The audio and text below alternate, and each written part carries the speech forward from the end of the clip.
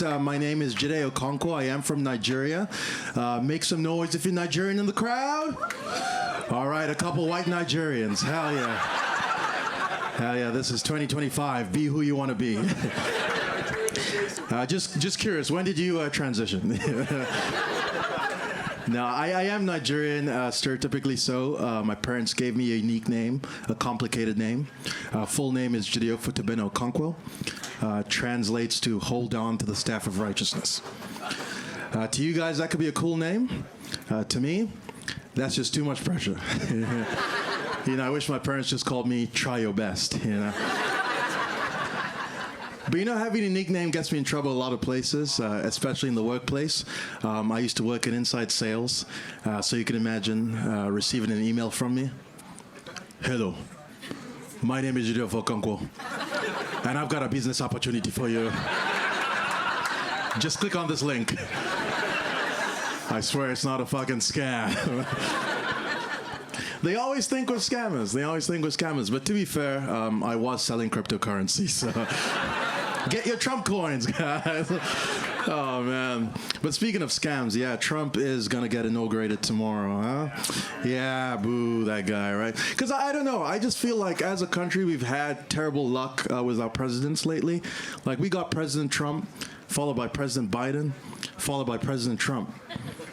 That's back-to-back-to-back terrible choices. That's kind of like walking in and your parents having sex, and then walking out and seeing your grandparents having sex, and then turning on the TV and seeing Trump having sex with Obama. You're like, what will Michelle think of this? But no, it's crazy, though. It's crazy. I just hope we're not as fucked as it's looking like. Yeah. But no, I enough about politics. I recently turned 30. Make some noise if you're 30 and up, yeah? Hell yeah, it's almost our bedtime. Yeah, no, I recently turned 30, and I feel like, dating at 30 is a very high-pressure situation, right? Like, it's the business end of dating, You're like in the fourth quarter of an NBA game. You're Kobe with the ball. And you have to make the fucking shot. High pressure, right? Which means that you have to be yourself very early on in the date, right? You have to, show your true colors, which kind of sounds romantic in theory. In practice, it doesn't always work out for a guy like me, because I'm a bit of a goofball, Like sometimes I say the darndest shit, like darndest, just the other day I was on a date with this lady, and she's like, hey, by the way, just want to let you know that I'm Polly. To which I go, Polly want a cracker? Polly didn't want a cracker. She didn't want a black guy either. Polly wanted the check. And Polly flew away. But no, I have been dating. Specifically, I've been dating a lot of white women recently. It's not my fault. It's just statistics, And I'm very pro interracial relationship. I think it's the smartest kind of relationship, right? Because it's a 100% guarantee that you're not fucking your cousin. It's just a safe choice genetically speaking. And out of all the same race relationships, I think white people fuck their cousins the most. It's why you guys have so many allergies. It's like nuts, gluten, the sun. When you guys realize you're allergic to the sun, that's when you're like, all right, it's time to fuck the blacks.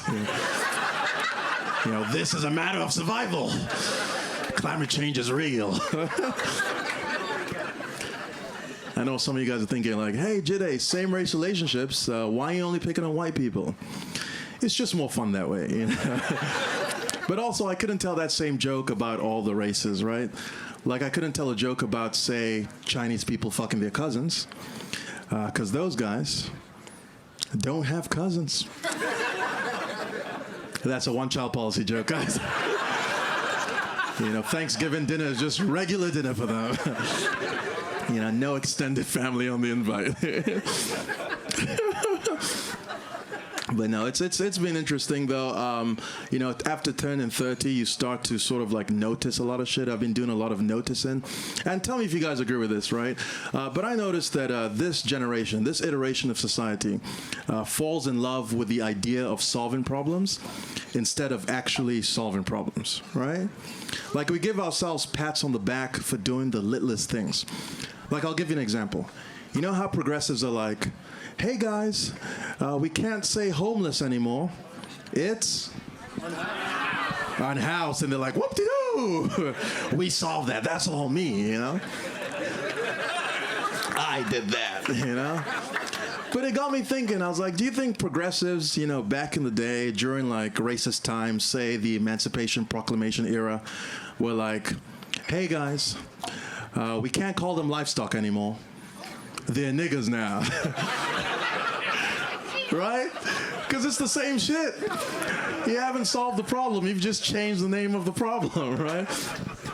And we all know that the real cause of homelessness, right, is rising property prices, right? And do you know who I blame for rising property prices? No, not you guys. Not this time.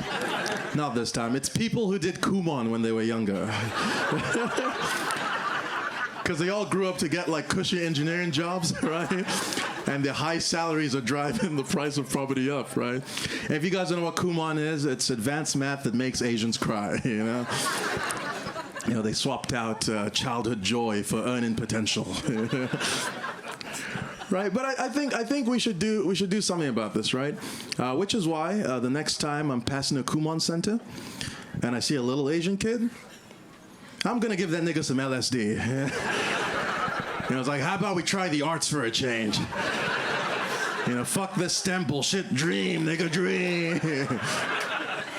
Go write in your journals. Yeah, no, it's interesting. Anyone smoke weed in the crowd? Make some noise. Yeah. Yeah, I enjoy smoking weed too. I enjoy smoking weed shirtless. It's just better. You wait until a couple drinks in, all right? It's just better for my mental health, right? It's better for mental health and I was smoking weed shirtless, and I started to notice some facts about my naked body. Fun fact: did you know that if you trace your earlobes all the way down, they line up perfectly with your nipples? Did you know that, sir? Yes, I'm real about it. Try it. Show them. Yeah. Second fact about nipples, if you flick them, they go hard in about 5 seconds. You don't have to try it. But there I was, getting high, flicking my nipple. And I started to notice the dots on them, the little bumps on them. I was like, oh my goodness, this is kind of like Braille, right?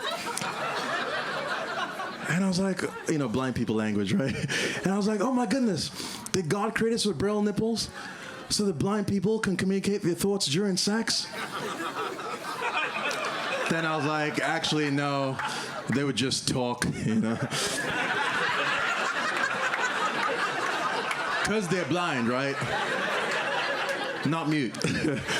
But I was high, So you gotta forgive the lapse in logic, But then it got me thinking, I was like, actually, what if we did have special messages encoded in our nipples, Like, what would I want mine to say?